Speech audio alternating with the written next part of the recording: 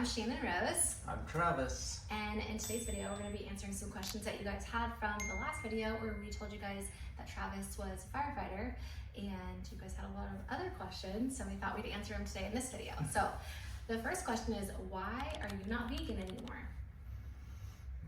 This one's such a weird question, because it's like, why are you not vegan anymore? Because I had eaten a barbecue sandwich. Yeah. The funny thing is, there's really no story behind it. I mean, that's actually, I think there is, and you're not telling us. The reason you ended up not being vegan anymore was because at the fire station, you guys have this ritual where after you are at a fire, then you guys have this ritual that you get like ice cream or donuts. And so the guys got you donuts one day and came home one day and you're like, babe, I had a donut and I'm pretty sure it wasn't vegan. Oh. And I was like, so that's kind of like where it started, was like the fire department that he's at, like no one's really vegan there and they're really supportive. Like there's like a chef, right, that like cooks really good. Not a chef, he's one of the guys that works there that's been there a long time, and he like cooks and he's a good cook. Oh honey, I love you because you listen to my stories. Of course I do. Like, pay attention and listen.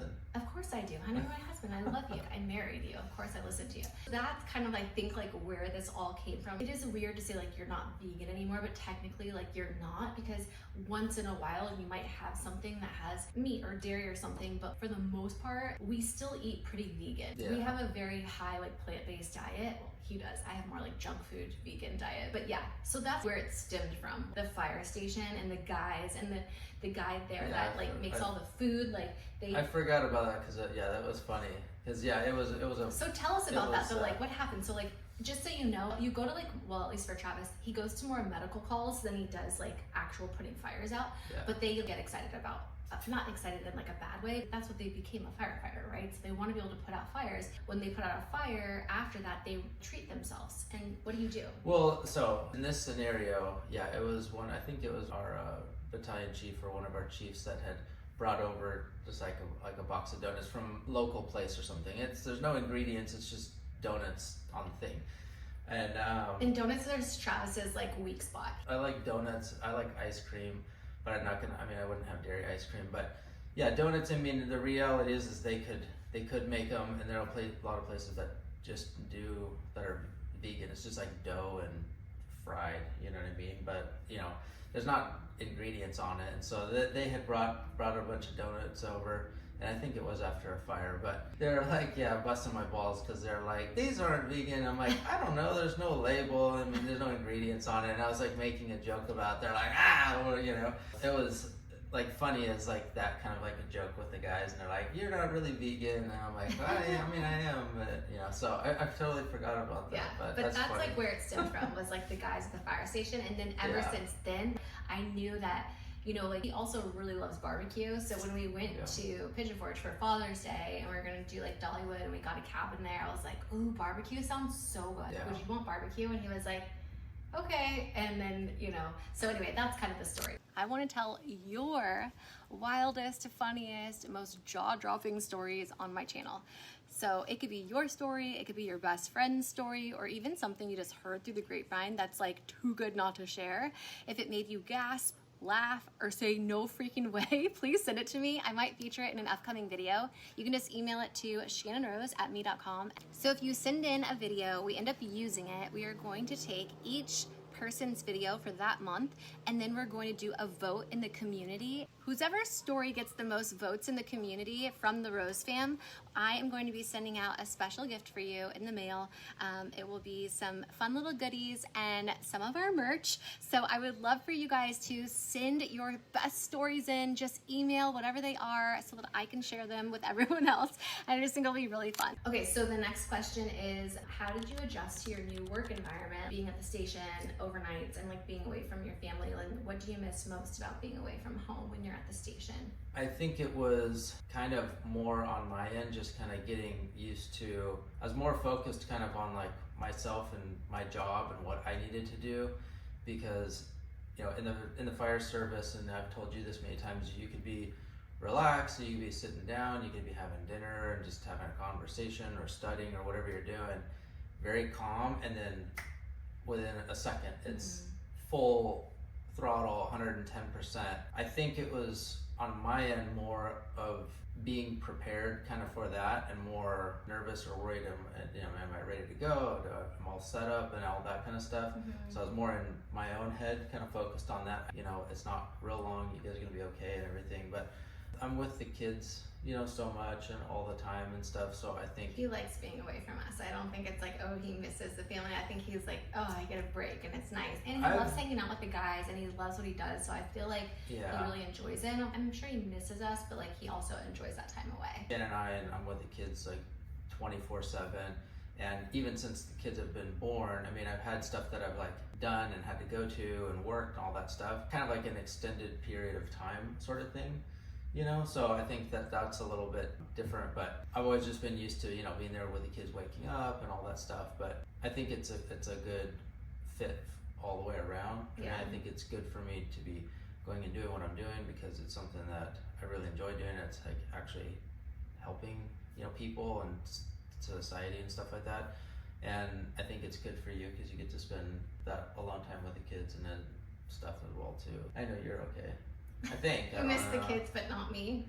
No, I do, but it's not like I'm gone for like a week or something. So we're gonna do a short little story time of how he became a firefighter because he is a lot older. The typical person that would like go in and join the fire department. You went in at what, 47 years old? At first, like I didn't think anything about age. I was just like, Travis is so capable, he's super fit, the healthiest person I know. Can literally do anything. It actually was a perfect job for him, like when we think about it, because he's really good with construction, and so like he knows all the tools at the fire. Like there's a lot of tools, like he's good at that. He's very smart. He's like genius smart. Sweet. Yeah, but you don't have common sense, but you're like genius smart. So like he can literally figure out anything. He could like do electrical, all those things, which is like amazing. Sometimes he struggles, but so do I, so it's okay. But what was I gonna say? So anyway, tell us the story because you passed all the tests, but you got rejected. Not once, not twice. At what point were you like, man, I passed these tests, did really well, but they're not hiring me. Is it my age? For us even, and I feel like ashamed to even say this, I was like, I think it's your age, like you're not gonna get hired. Like you went to all these different fire stations and you passed all the tests, but no one's hiring you, and like you're perfect for this job. Like I really do think it might be your age, babe. Like we might need to look into other options. And he was like, no, I'm doing this. There's no plan B. I want to do this. I'm not giving up until I do. Tell us your mentality and like your mind like behind that. Yeah, when I set my mind to something and I'm very intense on it, that's how it's gonna go down. I mean, it sounds probably very bad, but that is going to happen. I will make that happen. So if he wants to murder me, like it's gonna happen, and he will hide the body or like dispose of me and no one will know. Oh my gosh. I mean, it's true. Well, that just took an odd because like morbid turn. Because like it's true. Like you would literally get away with murder if you tried to murder me. Well, I haven't really thought about it, but don't lie. Anyways, so yeah, so it was not the first time, the second time, but the third time, and it was with different departments. So there's a very big process. I feel like that's a whole other video on its own, but there's multiple things you have to do. First, a written test. You have to do like a physical agility test. Some places do like actual, like a lie detector, test. Did you do a lie detector? I didn't, but you have a meeting with like a psychologist and they go over stuff. And then, like I said, physical agility test, physical test, written test, drug test. Then they do all of like, blood work. That's a lot of work, and you're not getting paid to do all of that. Like that's a lot of work that you do for free. Yeah, that's before. And then drug test, of course. So drug test and then psych test, or like a lie detector test. Multiple tests, and then that's kind of, getting you to go through that stuff, and then you get interviews. So I passed all this stuff, physical test, the written test, I passed all that stuff, and then I got into the interview. The psych test and the drug test, that stuff would come after you were hired. And then, because I could still be, they could hire 10 people, but if people don't pass like a psych and a drug, then they may lose several people again. The water right now is like, perfect water ski water. It's so glassy. I just want to be out there skiing. People going out right now. A little behind the scenes. This was our view while we were filming. So yeah, so I did all that. You're so fucking hot, babe. Oh my goodness. Oh, like in a firefighter uniform? Are you fucking serious? Like, oh, you're so. I like literally, I fell in love with you all over again. when you became a firefighter, and then you started coming home with like all your gear, and I was like, oh, like that's so hot, you know, because like I just didn't know like that was gonna happen, but like you're gonna become a firefighter, but now you're so freaking hot. That I think that's the thing is, you know, I am 47, but if you were to say, like Shannon said, your typical or normal or age that most people would be doing it would be 20 years younger than, it would be like mid-20s. And most people your age like cannot do what you do. Especially like, I mean, there are people, I mean, we have people that are my age and older than me in the department. I mean, but getting stuff in that are, and like doing all the training and the stuff that you have to do, which is like really, really difficult. Yeah, I Carrying mean, bodies and dragging bodies up and down fire stairwells and all kinds of like crazy, I mean, jumping out of windows. You guys do crazy stuff for training. Yeah, like I said, when stuff is supposed to happen and things get aligned, I think that's just where I'm supposed to be. Yeah. Or I know I'm where I'm supposed to be in the timing and stuff. But yes, coming into it, I did not have any experience. So I didn't have at all for anything. So you're starting at the beginning. So people could get hired on when they're older, but they may already be a veteran. They already have certifications and stuff like that. It's so cool too. Like I'm learning a lot about like the firefighters that I had no idea about before, which is like really interesting and also like so sweet. Some days he's like, oh yeah, we're going to school, talk to the kids. Yeah. They do like such fun things. And then also the girl firefighter is so inspiring, so badass. What's the TV show that we watch that we love so much that's so funny about the about firefighters? Yeah, Tacoma FD. Oh, Tacoma FD. There's a girl who's like the fire chief's daughter or something that's a firefighter. Yeah. It's such a funny show. We love that show. And we were watching that before you became a firefighter, right? Yeah. And then we found that there's a company that makes firefighter dolls that are girls to inspire and encourage women to become firefighters. Like it's just so cool. And they sent one to Snow for Christmas, which was really nice. Nothing affiliated with Travis, just and it was like they didn't know that Travis was a firefighter either. Oh, it's definitely a God thing. This was just meant to be. It was aligned, like so things like that happen. You know, we get sent like firefighter gifts. No one knew that he was a firefighter. There were so many things that fell into place that were just like, wow, this was so meant to be. You know, you were meant to be a firefighter, but not until like a year ago or a year and a half ago when you actually became a firefighter. I think, like I said, even with us for like the past, we've been together for like 13 years, we've done and seen so many different things, lived in so many places, and overall, like you by yourself and me by myself, like we've lived so many different lives. If you were to say, oh, did you think about being a firefighter like 20 years ago? Absolutely not. Anyways, my point is you can change and adjust and have different passions as you get like older through life, you know, whether you're 20 or 30 or 40 or 50. I don't know. It's just, I think it's really cool and I think it's really neat, but I think it's really cool and really neat too. I don't know if you're allowed to, like you'll have to ask like your chief or whatever, but I think it'd be really cool for you to like kind of not document so much, but just like answer questions about being a firefighter and what it's like and the training. And I think a lot of people who are curious, especially now hearing like that you're older and got into the fire department, they might be in a career now where they're like, you know what, like I think it'd be really cool to be a firefighter actually. You could maybe like talk to them and make videos about what it's like, or I don't know. Do you think that'd be something that's interesting for you or not really? I think because you have a channel, like you could literally just start your channel up and change it to like a day in the life of a firefighter, or like, you know what I mean? Like what I eat in a day, like at the station. I don't know. I think those would be really like interesting videos. Well, I think for one, I think it would be interesting too. Would you do that? Like, is that something you'd be into?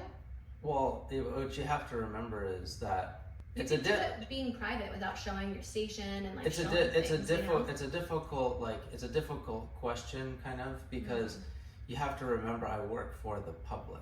Like I'm paid by taxpayers, and so when working, I'm being paid by tax. Like, so yeah, but like I would look up by the taxpayers. I would look up on TikTok and look up other firefighters and see what they film and what they're allowed to film, and then maybe just you can talk to your department and be like, hey, I'm sure they have like a media or like, you know what I mean? They pay marketing money to try to recruit people, and I think, aren't you guys like hiring a bunch right now? Like you guys need firefighters, so like it wouldn't be a bad idea to, you know, show you working as a firefighter to like encourage and inspire other people to like sign up as a firefighter. Yeah, I mean, I think you'd be like a firefighter influencer.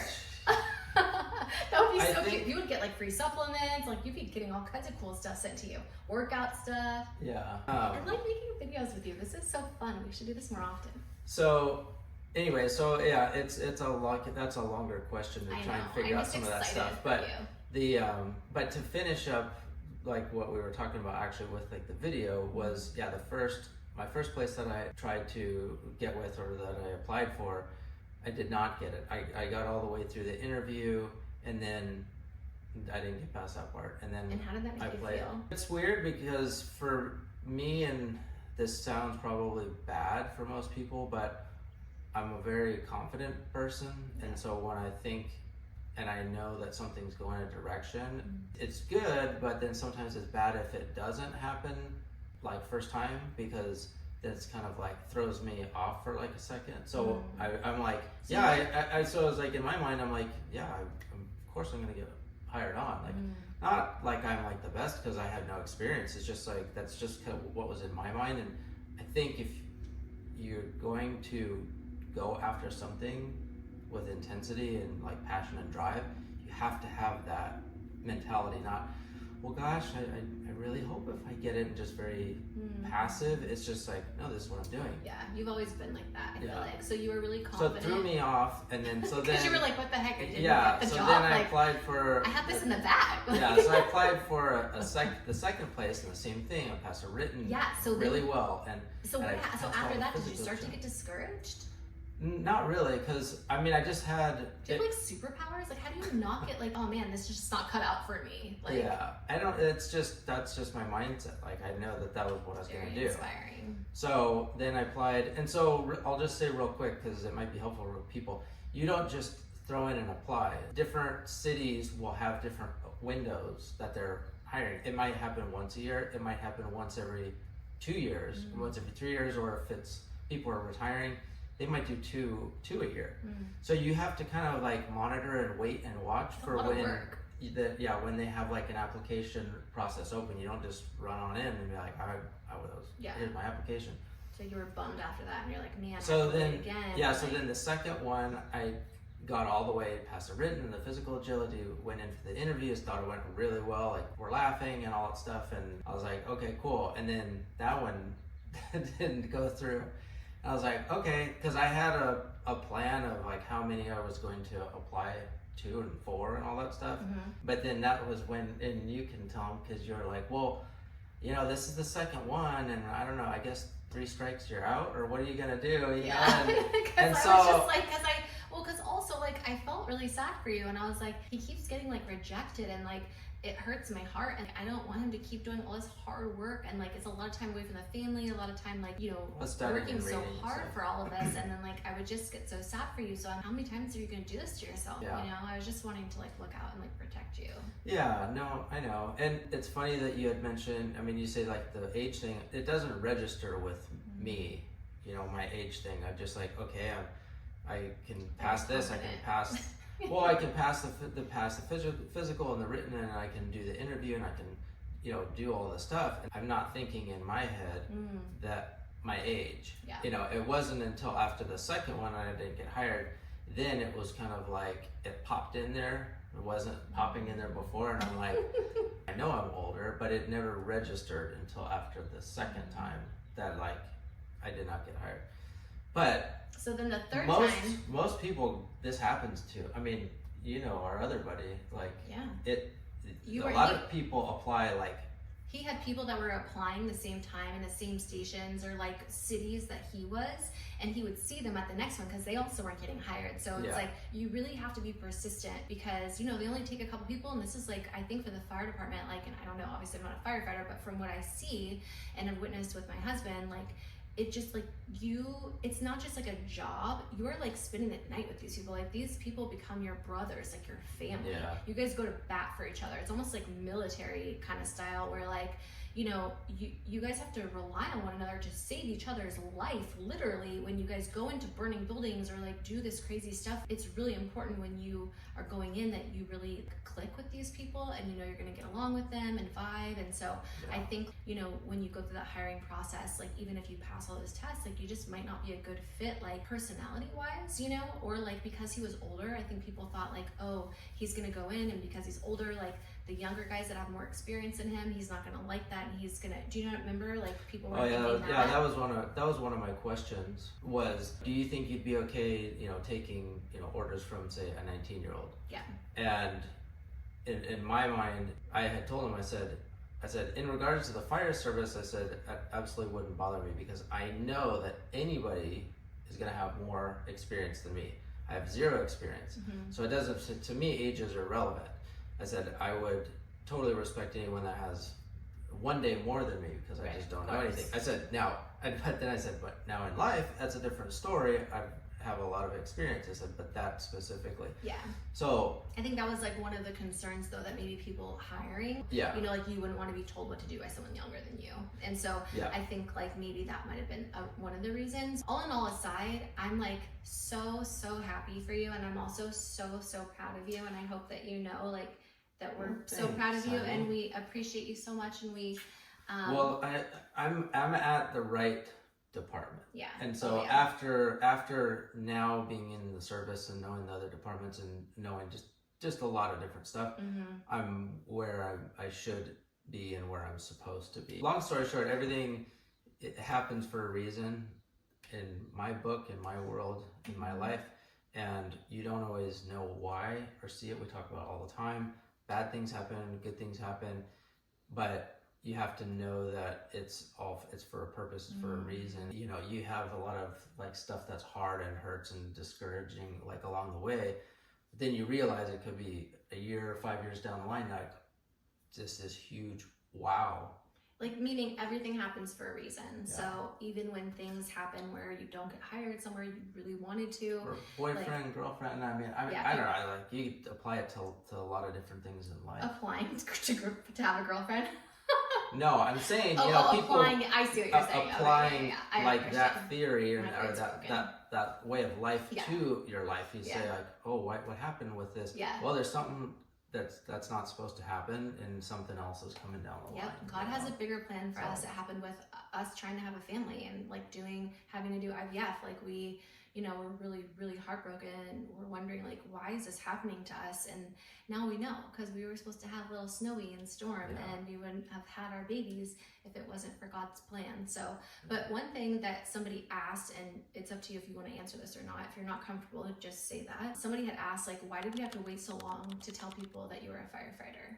Oh, I mean, it's nothing crazy. It's just a matter of, it's all still new. So even, I think with a lot of jobs or like fire service, stuff like that, you're really, you know, a rookie and on probation and stuff like that. You know, I think it's like a lot of jobs, like you could just get, you know, fired, you know, anytime or something like that, but you're still getting involved and you work for the public. It's a little different of a situation, job, and also like being on social media and having it public. We didn't want to be like posting a bunch of videos and him being new and then being like, oh, like they're posting stuff online. I don't know, it might make people feel uncomfortable.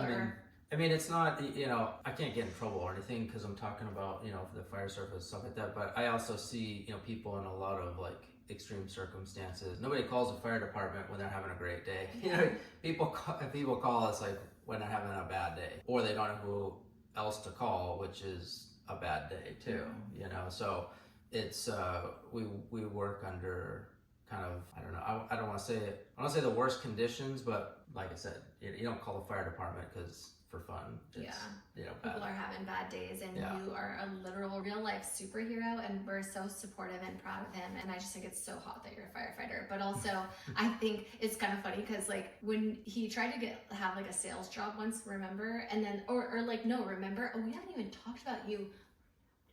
We have some stuff like we could probably share now about like, well, maybe we'll talk about like, because Jarvis had another job before this one, and I would always say like, do you have any good stories? Like, can you come home and tell me like good stories, like fun story? Like, I'm the story time queen. I feel like I just gave myself that title, by the way. No one's called me that before, but I just called myself the story time queen. They did. You just have to look at videos from like 10 years ago. So. You know, I'm always used to being the one to tell stories and like entertain people, but like I want to be entertained too, and so I would tell Travis like, do you have any good stories? Like, did anything fun happen at your work today or crazy? Like, tell me something good. And like at the last job that he was at, like he didn't have very many, you know, but like now as a firefighter, he has like the best stories, you know, that are like really entertaining, like some really sad, obviously, but some like really good, and you know, or like have good outcomes. Good outcome for a bad situation. Right, exactly. I guess that's the best. I guess that's the best. Like way a house was burning down, but you were able to save the whole family and the cat, and you know what I mean. So like those situations were like, oh, but Anyway, but yeah, you have good stories now, and I don't Yeah. know. Yeah, I mean, like some of them nowadays I'm like, I don't know if I want you to. I know he had one that he was tell like, you I don't know if about, I you know. want to tell you about this story, but I'm like, I want you to tell me every story, because also I feel like that it's a way to process hard things that you're going through. You know, you can always like come to me and talk to me about stuff, and I hope that you feel like you're able to do that. Yeah, I mean I think that's a big thing that's driven home is making sure that everybody's like okay in situations and stuff like that. I mean, we see a lot of things that like the public normally doesn't see, so you have to like very traumatizing, like really bad stuff, you know. Yeah, it takes a special person to do what he does, yeah, like, or to do what like fire department and the police station. Yeah. Like I have so much more respect for like the fire service and like police and nurses. I mean, like everybody, like you guys see a military, you guys see some like really hard stuff, and I'm just so grateful for like all those people that do those jobs, because I have a ton more respect for, you know, all of like those departments, you know, the police department, the fire service, all that stuff, being in it now, because people know, they're like, you know, whether it's police or fire or whatever, I think they help out with this and stuff like that. But the amount of respect that I have for like everybody in like all the services, first responders, anybody like that, is a lot more than I ever had. Yeah. Anyway, well, this was super fun. Thank you for coming on. We're like really losing light, and this video is getting really long. Probably gonna be dark. But if you guys have any more questions, or you have any suggestions for Travis going forward, you guys want him to do his own little what I eat in a day video to post up on the vlog channel, or I don't know if you're allowed to tell story times like anonymously. I'm taking stories anonymously, so feel free to send them in my email if you anyway, I hope you guys enjoyed this video. Thank you so much for being here. Thanks to my husband for coming on and hanging out with me today. I'm sending you all my love and all my positive energy, and I'll see you in my next video. Mwah.